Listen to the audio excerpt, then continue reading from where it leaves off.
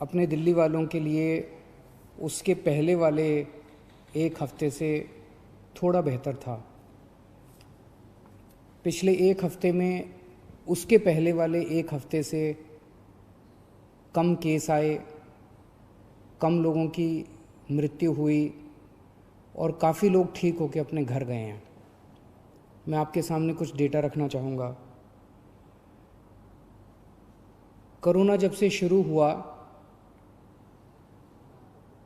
7वें हफ्ते में, पिछले हफ्ते में 7वें हफ्ते में 850 केस आए थे। एक बार तो हम घबरा गए थे। मैंने आप लोगों के सबके सामने आके कहा था कि बहुत तेज़ी से फैल रहा है। 850 नए केस आए थे 7वें हफ्ते में, और पिछले हफ्ते 8वें हफ्ते में 622 केस आए हैं, थोड़े कम हुए। दुनिया भर में देखा गया कि एक बार कोरोना बढ़ना चालू करता है तो इतनी तेज़ी से बढ़ता है कि हफ्ता दर हफ्ता फिर वो डबल, चौगुना, 8 गुना, 16 गुना बढ़ता जाता है। फिर वो डबल पे डबल होता जाता है। लोग कहते हैं 4 दिन में डबल हुआ, 8 दिन में डबल हुआ, लेकिन 7वें हफ्ते में, पिछले हफ्ते में 850 केस आए थे और पिछले हफ्ते 622 नए केस आए थे। 7वें हफ्ते में 21 लोगों की मौत हुई थी, पिछले हफ्ते में 9 लोगों की मौत हुई थी। हमारा मकसद है एक भी व्यक्ति की मौत नहीं होनी चाहिए। थोड़ी कम हुई थी। पिछले से पिछले हफ्ते 21 लोगों की मौत, पिछले हफ्ते 9 लोगों की मौत हुई थी। पिछले से पिछले हफ्ते 7वें हफ्ते में 260 लोग ठीक होके गए थे। अस्पतालों से 260 लोग ठीक होके अपने घर गए थे। 8वें हफ्ते में, यानी कि पिछले हफ्ते, 580 लोग ठीक होके अपने घर गए थे। तो एक तरह से दुगने से भी ज़्यादा लोग ठीक होके अपने घर पिछले हफ्ते गए थे। तो अगर हम ये देखें कि जितने लोग नए आए थे बीमार होके और जितने लोग ठीक होके गए, अगर नेट देखें तो एक तरह से 566 लोग पिछले से पिछले हफ्ते हमारे अस्पतालों में नेट आए थे और पिछले हफ्ते केवल 34 लोग आए थे नेट। तो एक तरह से पिछला हफ्ता अच्छा रहा। हम सब लोगों ने, आप सब लोगों ने बड़ी कठिनाई के साथ ये जो लॉकडाउन है इसका पालन आप लोग कर रहे हैं, और अगर हम इसी तरह से पालन करते रहें तो मुझे उम्मीद है इस महामारी से हम लोग निजात पा सकते हैं।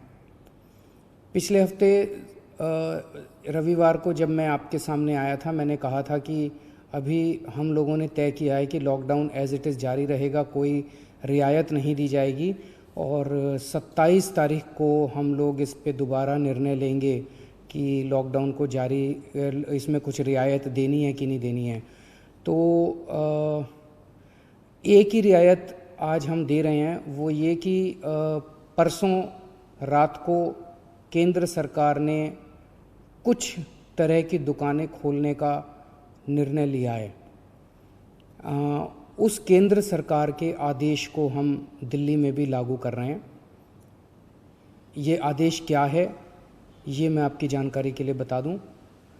जो एसेंशियल सर्विसेज की दुकानें थी, दवाई की दुकान, किराने की दुकान, खाने पीने की दुकान, सब्जियों की, फ्रूट्स की दुकान, दूध की सर्विसेज, वो जो एसेंशियल सर्विसेज हैं वो तो जारी रहेंगी, उसको कोई छेड़ नहीं रहा, वो एज इट इज़ जारी रहेंगी, वो खुली रहेंगी, वो सप्लाई होती रहेंगी। इसके अलावा कोई मार्केट नहीं खोले जाएंगे, कोई डीडीए मार्केट नहीं खुलेगा, कोई ये मार्केट वो मार्केट, कोई मार्केट नहीं खुलेंगे, कोई शॉपिंग मॉल नहीं खुलेंगे, कोई मार्केट कॉम्प्लेक्स नहीं खुलेंगे। लेकिन जो रेजिडेंशियल एरियाज़ में इक्की दुक्की दुकानें होती हैं, स्टैंड अलोन कोई दुकान है, नेबरहुड की कोई दुकान है, इक्की दुक्की इस तरह की जो दुकानें हैं, उनको खोलने की इजाज़त केंद्र सरकार ने दी है। उन इक्की दुक्की दुकानें जो नेबरहुड में है, स्टैंड अलोन हैं, रेजिडेंशियल एरियाज़ में हैं, उन दुकानों को जो केंद्र सरकार ने इजाज़त दी है वो दुकानें दिल्ली में भी खोली जाएंगी। मैं फिर से बता दूं, कोई मार्केट नहीं खुलेंगे, कोई मार्केट कॉम्प्लेक्स नहीं खुलेंगे, कोई शॉपिंग मॉल्स नहीं खुलेंगे, लेकिन कंटेनमेंट एरिया में वो भी नहीं खुलेगी। जो इक्की दुक्की दुकानें मैं बात कर रहा हूँ, कंटेनमेंट एरिया वो एरिया है जहाँ पे हम लोगों ने सख्ती की हुई है, सील किया हुआ उन एरियाज़ को जहाँ पे कोरोना के ज़्यादा केसेस निकल के आ रहे हैं। उन एरियाज़ में किसी भी किस्म की दुकान को खोलने की कोई इजाज़त नहीं रहेगी।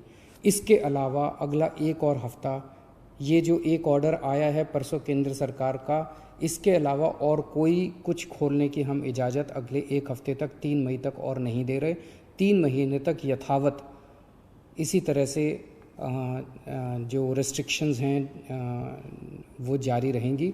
ये हमारे लिए बहुत कठिनाई का समय है। बड़ी कठिनाई से पिछले एक हफ़्ते में आप सब लोगों ने मेहनत करके कोरोना को पे काबू पाया है। हमें इसे जारी रखना है, किसी भी तरह से इसको अब आगे और बढ़ने नहीं देना। 3 मई तक पूरे देश में प्रधानमंत्री जी ने लॉकडाउन का ऐलान किया है। 3 मई के बाद केंद्र सरकार इस पे क्या निर्णय लेती है, उस पे निर्भर करेगा कि हम दिल्ली के अंदर आगे इसको कैसे ले जाते हैं। केंद्र सरकार के निर्णय के बाद हम लोग आगे के अपनी दिशा तय करेंगे। एक अच्छी खबर है, कल मैंने बताया था आप लोगों को प्लाज्मा से अच्छे नतीजे आ रहे हैं। प्लाज्मा के जो अभी तक ट्रायल्स किए गए उसके अच्छे नतीजे आ रहे हैं। एक एक मरीज़ के ऊपर मैं खुद नज़र रख रहा हूँ। कल एक मरीज़ थे LNJP में जो कि काफ़ी उनकी नाजुक हालत थी और डॉक्टरों के हिसाब से वो सिंक करते जा रहे थे। उनको प्लाज्मा दिया गया और उनकी तबीयत में काफ़ी अच्छा सुधार हुआ है। आज सुबह तक काफ़ी सुधार हुआ है उनकी तबीयत में। मैं डिटेल्स में नहीं जाऊंगा, डिटेल्स में जाना सही नहीं है, लेकिन उसको देख के हमारा उत्साह बढ़ा है इस प्लाज्मा थेरेपी को लेके कि इतने सीरियस मरीज भी ठीक हो सकते हैं इनसे। मैं उम्मीद करता हूं कि वो पूरी तरह से स्वस्थ होकर अपने घर जाएंगे। अभी तो ICU में ही हैं और मैं एक एक हमारी कोशिश है कि कोई भी मरीज़ प्लाज्मा का, उसकी मौत नहीं होनी चाहिए। किसी की भी मौत होती है तो बहुत दुख होता है। हमारे डॉक्टर्स, सभी अस्पतालों के डॉक्टर्स, नर्सेज पूरी कोशिश करते हैं उन लोगों को बचाने की, एक जान बचाने की पूरी कोशिश करते हैं। हमारी कोशिश है कि किसी भी व्यक्ति की मौत नहीं होनी चाहिए। एक व्यक्ति से मैं पर्सनली उसकी खबर रख रहा हूँ, एक मरीज़ की खबर रख रहा हूँ। जो मरीज़ ठीक होके जा रहे हैं उन मरीजों को हम कह रहे हैं कि प्लाज्मा डोनेट करो।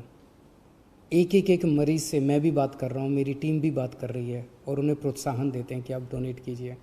मुझे बहुत खुशी है कि सब लोग आगे आके दूसरों की जान बचाना चाहते हैं।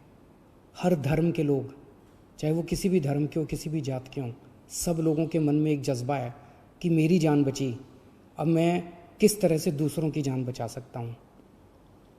मेरे मन में एक विचार आ रहा था, मैं सोच रहा था कि कल को, अब जब मैं पिछले कुछ दिनों से लोगों को ब्लड डोनेट करने के लिए, प्लाज्मा डोनेट करने के लिए इतना हम लोग उनको प्रोत्साहित कर रहे हैं, तो मेरे मन में एक विचार आ रहा था कि कल को कोई पेशेंट, मान लीजिए हिंदू है और बहुत सीरियस है, हो सकता है उसको मुसलमान का प्लाज्मा उसकी जान बचाए। मान लीजिए कोई पेशेंट मुसलमान है, बहुत सीरियस है, हो सकता है किसी हिंदू का प्लाज्मा, हिंदू के शरीर का प्लाज्मा उसकी जान बचाए। भगवान ने जब धरती बनाई थी तो उसने तो इंसान बनाए थे। हर इंसान की 2 आँखें हैं, एक जैसा शरीर है, लाल रंग का खून है, उसी किस्म का प्लाज्मा है। भगवान ने तो हमारे बीच में कोई दीवार पैदा नहीं की। भगवान ने तो किसी किस्म के ये धर्म वो धर्म हमारे बीच में किसी किस्म की खाई पैदा नहीं की। ये तो सब हम ही लोगों ने की हुई है। कोरोना होता है तो सबको होता है ना, कोरोना तो हिंदू को भी होता है, कोरोना तो मुसलमान को भी होता है।